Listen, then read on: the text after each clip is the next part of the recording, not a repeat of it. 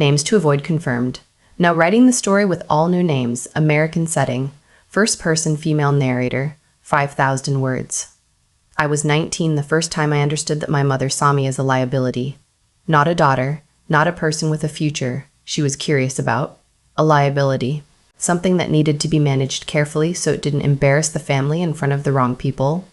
She never said it out loud. She didn't have to. I figured it out the night she introduced me to her colleague's son at the Hargrove Foundation Gala. My father was on the board, and before I could even shake his hand, she leaned in close to my ear and whispered, "Don't say anything about your job. Just smile." I was working at a diner in Raleigh, 40 hours a week, on my feet, saving every cent I could. I was proud of it. I paid my own rent. I bought my own groceries. I had a savings account with a real number in it. She was ashamed of every single part of that. His name was Bradford. He was 24, had soft hands, worked at his father's investment firm, and spent most of dinner talking about a ski trip to Vail. My mother laughed at everything he said. My father nodded along like he was taking notes. I sat there eating salmon I didn't order and thought, this is what they want from me, this exact thing. I smiled when I was supposed to. I said very little. On the drive home, my mother said it was a wonderful evening. I didn't say anything. My name is Serena. I grew up in Chapel Hill, North Carolina, in a house that looked warm from the outside. A big front porch, hydrangeas along the fence, a welcome mat that said "Home Sweet Home" in curling script.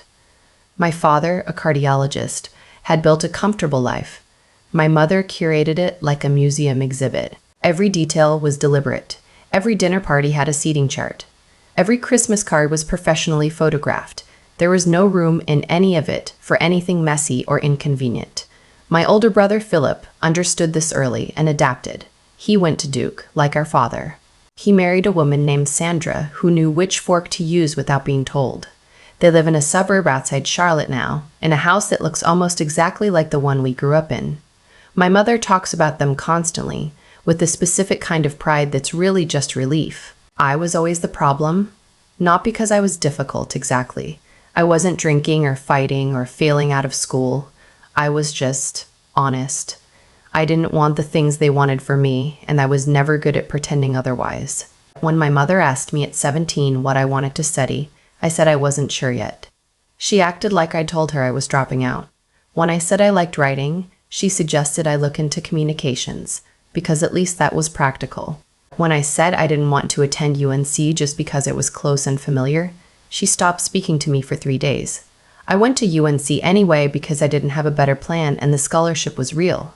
I studied English literature. I did not tell her until after I declared my major. After college, I ended up in Raleigh, which was close enough that she could drop by if she wanted, but far enough that she usually didn't. I was working at a diner called Lena's, Booth's, Real Coffee, a pie case by the door, and I was writing on the side, submitting pieces to small publications, collecting rejections, starting over. It wasn't glamorous. It was exactly what I needed. My mother called it floating. "Serena, you have a degree. You could be doing something. You're floating." I didn't argue. There was never any point. I met my husband on a Tuesday in October. He came into Lena's just before the lunch rush, sat at the counter, ordered black coffee and the turkey melt, and read a paperback copy of Lonesome Dove, with the spine cracked open flat. He had a work jacket with his name on a patch, Colt, and grease under his fingernails that he'd clearly tried to scrub out and couldn't fully get. He left a 20% tip on a $9 order, which I noticed. He came back the next Tuesday. And the one after that. By November, we had topped enough that I knew he worked at an automotive shop 2 blocks away, that he'd grown up in Fayetteville, that he had a dog named Biscuit, and that he had a particular and very strong opinion about the last season of a show we both watched. By December, I knew I wanted to keep talking to him indefinitely. We dated quietly. No announcements, no Instagram posts, no pressure. Just dinners at his place. He cooked, which I had not expected, and drives out past the city on weekends to nowhere in particular. He was easy to be around in a way I hadn't experienced before with anyone. He didn't require performance. He asked questions and actually waited for the answers. He laughed at things that were genuinely funny and didn't perform laughter at things that weren't. I told him about my family early because I'd learned from experience that it was better to give people the full picture before they were already invested. He listened to all of it. When I finished, he said, "That sounds exhausting. Not I'm sure they mean well. Not have you tried just talking to them? Just exhausting." Like he actually heard what I said. I think that was the moment. My mother found out about Colt 6 months in, not because I told her. I was still working up to that conversation, but because my aunt ran into us at a farmer's market in Carborough and mentioned it over Sunday dinner. My mother called me that night. The conversation lasted 47 minutes, and I know that because I was watching the clock on my microwave the entire time, tracking how long a person could be criticized without technically being yelled at. She wasn't asking questions. She was delivering findings. An automotive mechanic from Fayetteville. Did he go to college? What were his goals? Did he own property or was he renting? What kind of future was I imagining exactly? Did I understand what people would say? Not mean people would say. Not mean people. Just people. People who knew our family. I said he was good to me. She said that wasn't the point. I said I thought it kind of was. She was quiet for a moment. Then she said, very carefully, "Serena, I have spent 30 years building something for this family. I am asking you not to dismantle it." I thought about that sentence for a long time after we hung up. The idea that who I loved was a demolition project. That my happiness was structural damage. I want to tell you something about Colt that I didn't know then, but figured out slowly over the following year. He had left the Army 2 years before we met. 8 years total, 2 deployments, 1 to Iraq and 1 to Afghanistan. He didn't talk about it the way people in movies talk about it. He didn't monologue, didn't get a distant look, didn't make it a defining characteristic of every conversation. It just came up sometimes, naturally, the way any part of someone's life comes up when you're paying attention. What he brought home from all of it was a particular kind of stillness. Not coldness, stillness. He didn't panic when things went wrong. He didn't catastrophize. When something broke, he fixed it. When something couldn't be fixed, he figured out what to do next. I had grown up in a house where minor inconveniences were treated as catastrophes, and actual problems were hidden and never discussed. And being with someone who just dealt with things was quietly extraordinary to me. He'd gone into mechanics after getting out because he'd always been good with engines, worked on military vehicles, learned more than most people twice his age, and he liked the work. He didn't think of it as settling. He thought of it as knowing what he was good at and doing it. My mother thought it was a dead end. She said this to me in March, about 8 months after the farmer's market conversation. During a lunch I had agreed to come to because I was still trying. She said she liked Colt fine, personally, but she worried about my future, about stability, about whether I thought seriously about what the next 20 years looked like. I said I had. She said she'd been talking to a colleague whose son was recently out of a relationship, and she thought he and I might get along well. Very well established. Worked in healthcare consulting. I put my fork down. I said, "Mom, I'm in love with someone." She said, "I know. I'm just saying." I drove home and sat in my car in the parking lot of my apartment building for 20 minutes before I could go inside. Colt proposed in November 2 years after the turkey melt and the cracked paperback. We were at his kitchen table, which is where we had most of our real conversations, and he slid a ring across the table toward me without a speech or a speech-shaped silence. He just said, "You know where I'm going with this." I laughed. I said yes. We set the wedding for the following June. Small. 60 people. His family, a few friends, the people who actually showed up for things. I sent my parents a save the date in December with a note that said I hoped they would come and that I wanted them there. I meant it. I was still hoping. My father called and said they'd try to make it work. My mother sent a text that said, "Serena, I hope you know what you're doing. Not congratulations. Not I love you. Not even I'll be there. Just, I hope you know what you're doing." I saved the text. I don't know why. I still have it. They came to the wedding. I want to be accurate about this. They came. They sat in the chairs on the right side of the aisle, in the garden behind the little chapel we rented outside Durham, on a Saturday in June when the air was warm and the light came through the trees the right way. My mother wore a blue dress that was formal in a way that felt slightly accusatory. My father shook Colt's hand and said congratulations in a voice that had very little in it. Colt's family was loud and warm. His mom cried before the ceremony started. His uncle gave a toast that was technically too long, but felt exactly right. His younger sister had learned a song on guitar and played it in the reception tent, and everyone clapped. It was, I say this plainly, a good wedding. Not perfect, but real. Real in a way I hadn't always believed things could be. My mother spent most of the reception talking to my aunt, the one from Carborough, in a corner near the bar. I saw her laugh twice. Once at something my aunt said, once at something on her phone. She didn't dance. She didn't give a toast. When they left, early, before the cake was finished, she hugged me briefly and said into my hair, "I wish you the very best, sweetheart." It sounded like something you say at a coworker's retirement party when you didn't know them that well. My father patted my shoulder. They got in the car. They drove away. I went back inside to my husband, who was dancing badly on purpose to make his mom laugh, and I stood in the doorway of the reception tent for a moment and thought, okay, this is what I chose.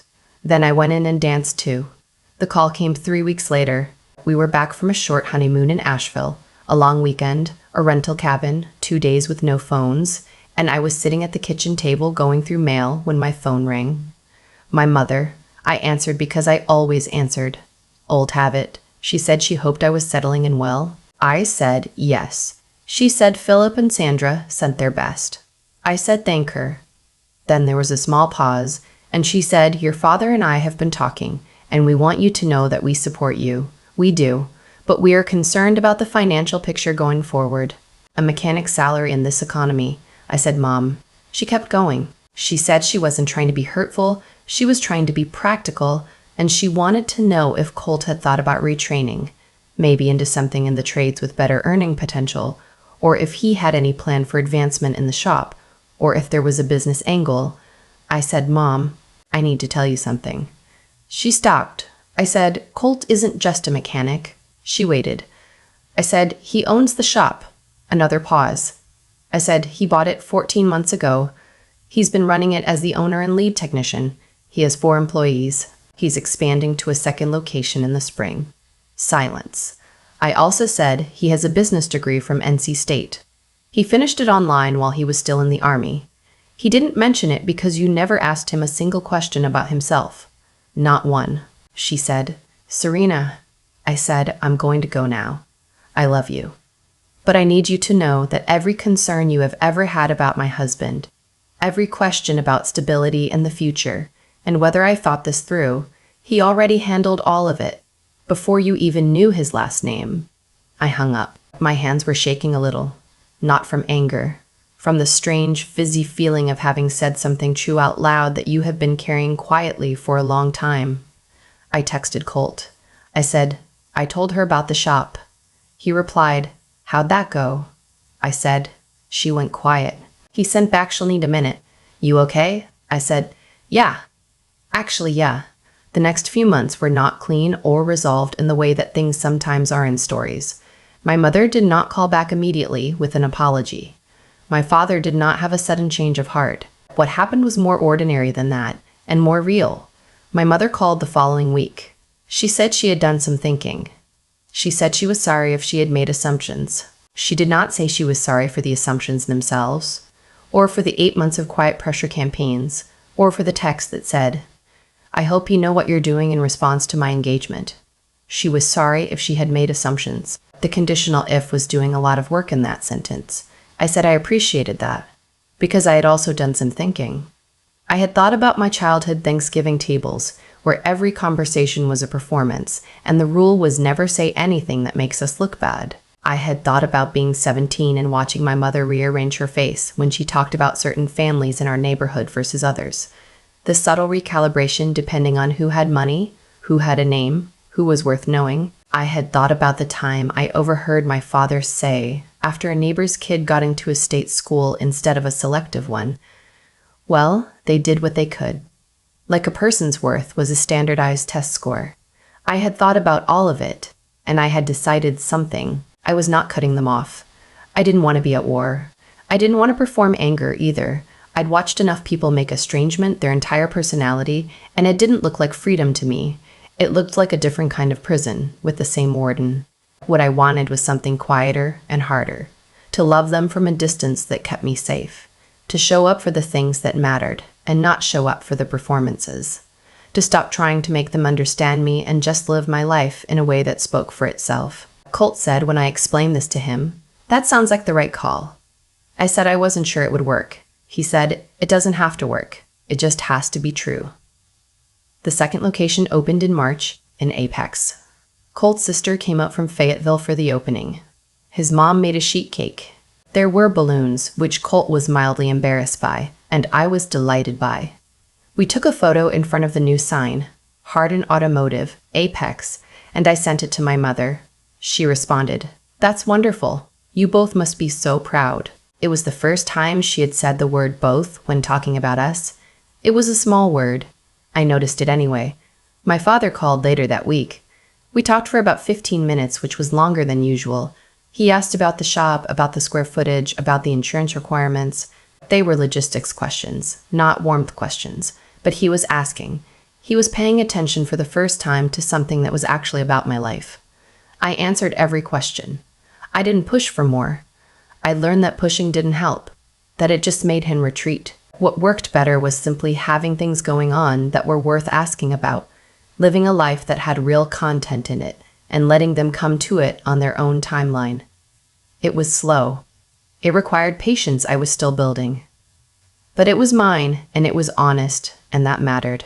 There's a thing that happens sometimes, in the families that are built around image and standing, where the success of a child they dismissed creates a specific and strange kind of recalculation. They don't apologize for the dismissal. They don't acknowledge it. They simply begin to treat the person with the respect they always deserved, as if there was never any gap, as if the previous version of events didn't happen. My mother began calling more often. Not every week, but regularly. She asked about the business. She mentioned Colt by name. Not your husband, but Colt, which sounds like a tiny thing and felt like a significant one. She mailed us a casserole dish for our first anniversary with a card that said she hoped we'd use it for many years. It was a nice dish. I use it. I don't know if she ever really understood what she did, or if she processed it as a kind of course correction that didn't need labeling.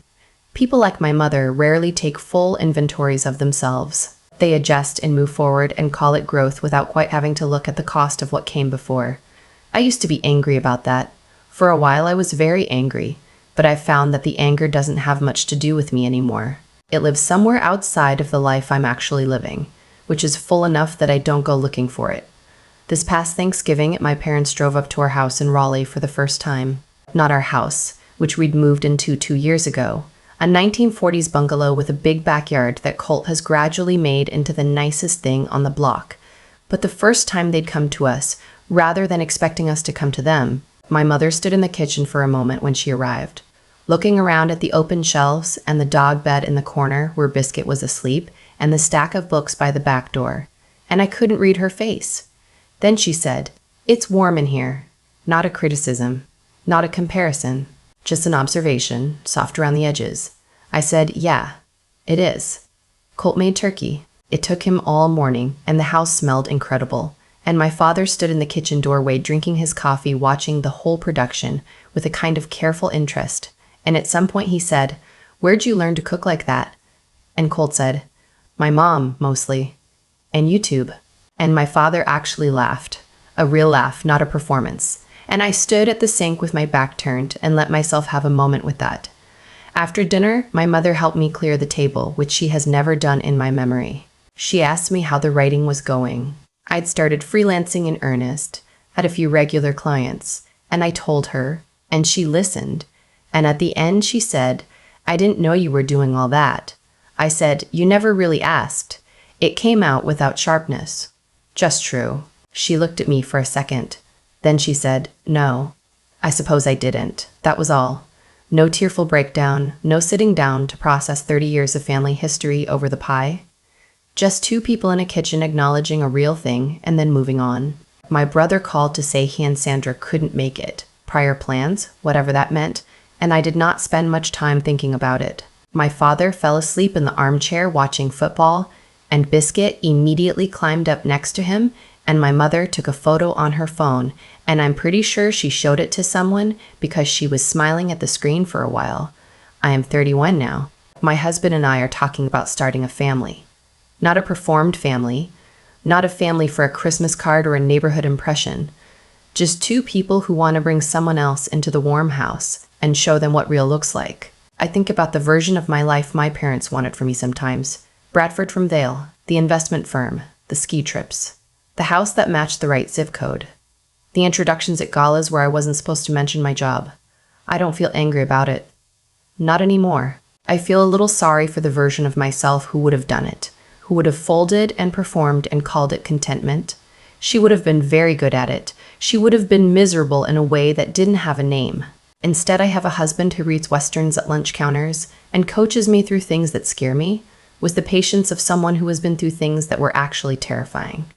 I have a dog who sleeps on anyone who stays still long enough. I have a house that smells like coffee and whatever's in the oven, and the specific kind of quiet that happens when two people have figured out how to be home in the same place at the same time. My mother called last week and we talked for 22 minutes.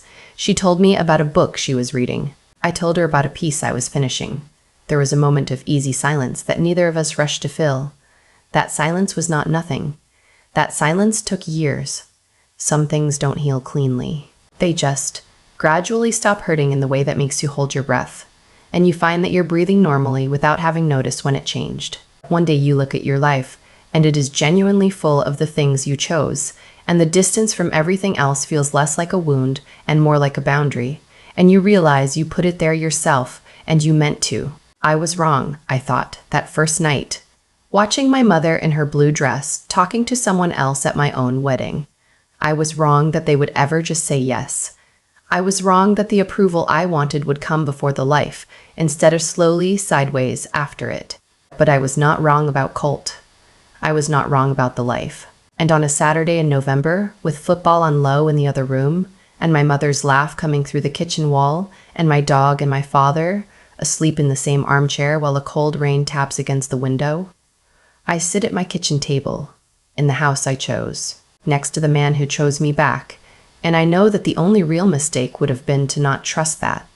There's something I've noticed about the way cause and effect actually works in real life. Not in movies, not in the version of justice that arrives cleanly and on schedule, but in the slow and glamorous version that plays out over years when you're not watching. My mother spent 30 years building something. That was the word she used, building. A reputation, a standing, a specific idea of what the family looked like from the outside. And in doing that, she forgot to pay attention to what the family actually was on the inside. She invested in the image so completely that she never really learned who I was. She didn't know what I was writing. She didn't know what Colt had built. She didn't ask, because asking required curiosity, and curiosity requires humility, and humility was the one thing that image building doesn't leave much room for. That wasn't cruelty. It was a choice, made so many times it stopped feeling like a choice. And choices compound. They build on each other the way interest builds, quietly, invisibly, until one day the balance is impossible to ignore. When I hung up the phone that afternoon and told her what Colt had actually done with his life, I wasn't trying to win anything. I wasn't performing a comeback. I was just finally telling the truth out loud after years of carrying it quietly. And the truth had weight. It landed. Not because I delivered it perfectly, but because it was real. And real things have a way of getting through eventually, even through the thickest walls. That's the thing about integrity, about doing the actual work, learning the actual skill, building the actual thing instead of the appearance of it. It doesn't argue, it doesn't negotiate, it just exists, and eventually the people who dismissed it have to reckon with it on its own terms. Colt never tried to prove himself to my parents. He didn't know he needed to, and honestly, he didn't. He just kept doing what he was good at, kept learning, kept showing up. The shop, the second location, the employees who trusted him, none of that was for my mother's approval. It was just what happened when a person commits to something real for long enough. I think about the version of myself who might have chosen Bradford from Vale. I think about what it would have cost her, not in money or opportunity, but in the slow erosion of knowing herself. There's a kind of life that looks correct from the outside and feels like standing in a room with all the oxygen slowly removed. You don't notice it at first. By the time you do, you've forgotten what regular air felt like. I chose the regular air. I chose the man who asked real questions and waited for real answers. I chose the work I actually believed in over the work that would have made the right impression. And none of those choices were easy at the time. They cost me approval, comfort, the particular warmth of feeling like I belonged in my own family. But they were mine, and the life they built, the kitchen table, the warm house, the dog, the 22-minute phone call where my mother and I talked about a book she was reading, that's mine too. You don't get the life by performing the life. You get it by choosing it, over and over, in the small moments when no one is watching and the easier thing is right there in front of you. That's what I know now. That's what it cost me to find out